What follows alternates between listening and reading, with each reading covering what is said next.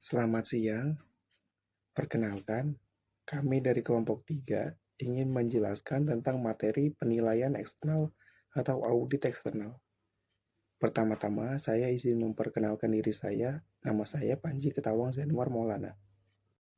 Perkenalkan, nama saya Muhammad Fikram Ali Islami.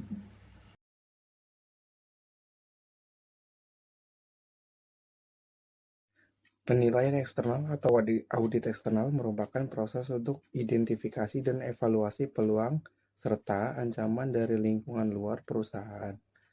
Lingkungan eksternal ini meliputi faktor ekonomi, sosial, budaya, demografis, lingkungan alam, politik, hukum, teknologi, dan persaingan.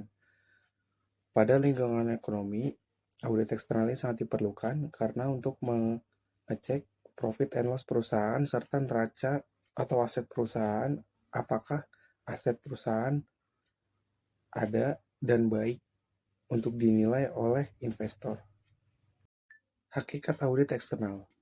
Yang pertama, ada tujuan audit eksternal, yaitu untuk mengembangkan daftar peluang yang terbatas yang dapat menguntungkan perusahaan dan ancaman yang harus dihindari.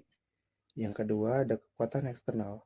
Yang pertama ada ekonomi, yang kedua ada sosial, budaya, demografis, dan lingkungan alam. Yang ketiga ada politik, pemerintahan, dan hukum. Keempat ada teknologi. Yang kelima ada kompetitif. Dari 5 kekuatan eksternal tersebut, yang pertama ada ekonomi. Audit eksternal membantu perusahaan menilai dampak kondisi ekonomi seperti inflasi, suku bunga, daya beli terhadap kinerja keuangan dan risiko bisnis. Yang kedua ada sosial, budaya, demografi, dan lingkungan alam. Audit eksternal memastikan perusahaan memahami standar sosial dan lingkungan yang berlaku serta menilai apakah kegiatan operasional selaras dengan nilai budaya, tren demografi, dan isu lingkungan yang sensitif. Yang ketiga ada politik, pemerintahan, dan hukum. Audit eksternal mengevaluasi kepatuhan perusahaan terhadap peraturan dan hukum pemerintah. Ini menghindarkan perusahaan dari risiko hukum dan menjaga hubungan baik dengan regulator. Yang keempat ada teknologi. Audit eksternal dapat menilai apakah perusahaan menggunakan sistem teknologi informasi secara efektif dan aman, termasuk pengendalian data dan efisiensi operasional berbasis digital. Yang kelima ada kompetitif. Audit eksternal memberikan gambaran objektif atas posisi keuangan dan operasional perusahaan dibanding pesaing serta membantu meningkatkan daya saing melalui perbaikan sistem internal.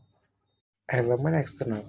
Menurut Freud, yang pertama, penting untuk mencapai tujuan jangka panjang dan tahunan. Yang kedua, dapat diukur. Yang ketiga, aplikasi untuk semua perusahaan yang bersaing. Yang keempat, ada hierarkis. Baik, selanjutnya saya akan melanjutkan presentasi mengenai pandangan organisasi industrial. Pertama, ada kekuatan ekonomi, kemudian yang kedua ada kekuatan sosial, budaya, demografi, dan lingkungan. Yang ketiga ada kekuatan politik, pemerintahan, dan hukum. Yang keempat ada kekuatan teknologi, dan yang kelima ada kekuatan kompetitif. Baik, selanjutnya saya akan menjelaskan mengenai sumber informasi eksternal. Sumber informasi eksternal ini terbagi menjadi dua, yaitu melalui website relevan dan analisis dan riset. Untuk website relevan, yang pertama itu menggunakan MarketWatch, multitexinvestor.com. Yang kedua ada moneycentral.msn.com. Yang ketiga ada finance.yahoo.com. Yang keempat ada clearstation.com.